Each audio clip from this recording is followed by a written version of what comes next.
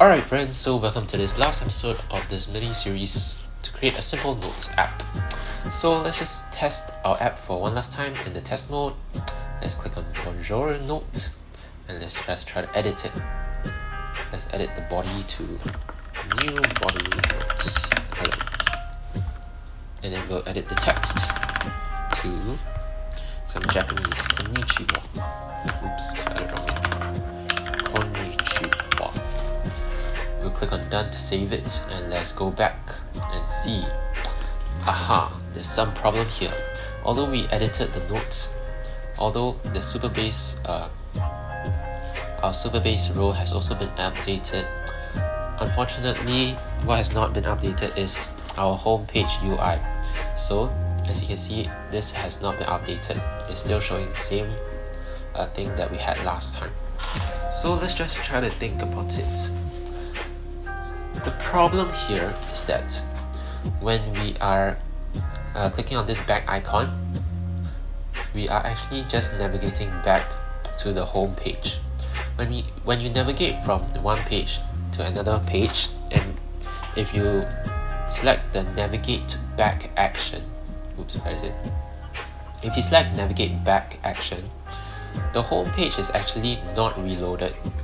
It is just the home page does not reload, and so if the home page does not reload, the back end query for the list view is also not called again. So it shows the same things that it had shown before, the original data that it had fetched. So in order to reload a page when you're navigating to it, you should not choose the navigate back action. Instead, you should select the navigate to action.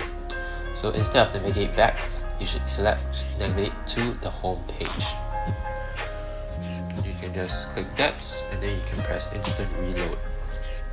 And we can try changing the note again. Let's just try changing the second note. Let's just change it to hello and the body to I am Slot. Full stop. Click done to save the changes. You can see it's updated.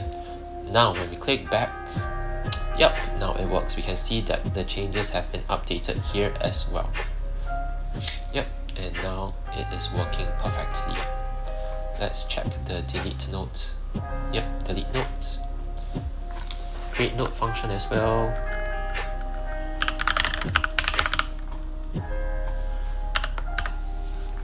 Create note, and you can see that it's added right here. Click on this and you can edit as well. Now when you press the edit, there is some the text jumps a bit up, so let's just change it a bit. So we have to change the title text. You can see that this one has some padding. It has padding of 32, but under the else text field it has no padding at all. So let's just add some padding of 32 as well to make it nicer. Yep, and now it should be perfect. Should be exactly what we want. Instant reload it one last time. Alright, so let's just test our notes app one last time.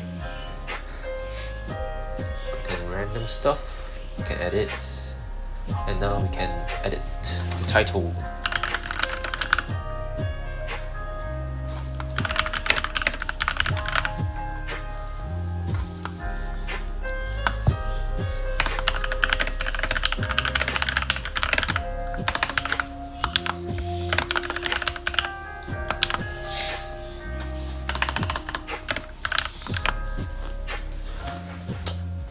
Click on done and let's see if it's updated. Yep, it's updated. Alright, so that's it everyone. Thank you all for watching this mini-series and reaching the end of this mini-series.